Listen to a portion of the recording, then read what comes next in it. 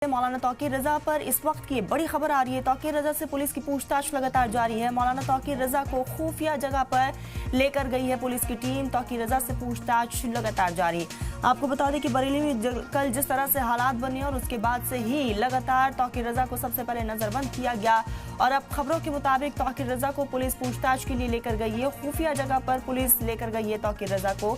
तौकीर रजा से फिलहाल पूछताछ जारी है क्योंकि बरेली में जिस तरीके से हिंसक झड़प हुई, पुलिस की तरफ से कार्रवाई की गई और उसकी मुस्लिम समाज की तरफ से लगातार मुखालिफत भी हो रही है। आई लव मोहम्मद मुहिम में भारी संख्या में लोग मौजूद रहे और इसी कड़ी में अब तौकीर रजा को सबसे पहले तो हाउस अरेस्ट किया गया था।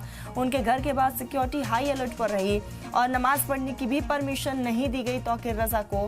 खबरों के मुताबिक अब तौकीर रजा को खुफिया जगह पर पुलिस लेकर पहुंची हुई है। फिलहाल उनसे पूछताछ की जा रही है क्योंकि तौकीर रजा ने ही कॉल बुलाया था जिसमें भारी संख्या में लोग जमा हुए थे और जुम्मे की नमाज के बाद से वहां पर हिंसक झड़प देखने को मिली, जिसमें पुलिस को भीड़ को कंट्रोल करने के लिए, भीड़ को तितर बितर करने के लिए लाठीचार्ज का इस्तेमाल करना पड़ा।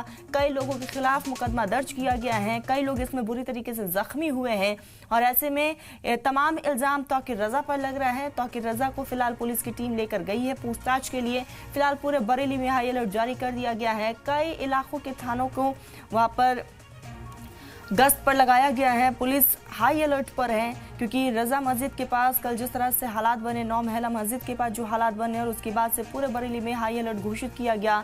तौकीर रजा को इस वक्त पुलिस जो है खुफिया जगह पर लेकर गई है, वहां पर तौकीर रजा से पूछताछ लगातार जारी है।